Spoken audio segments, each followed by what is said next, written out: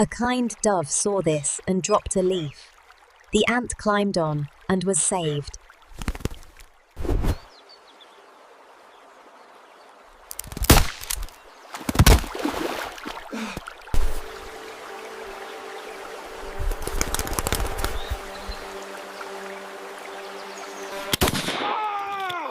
Days later, a hunter aimed at the dove.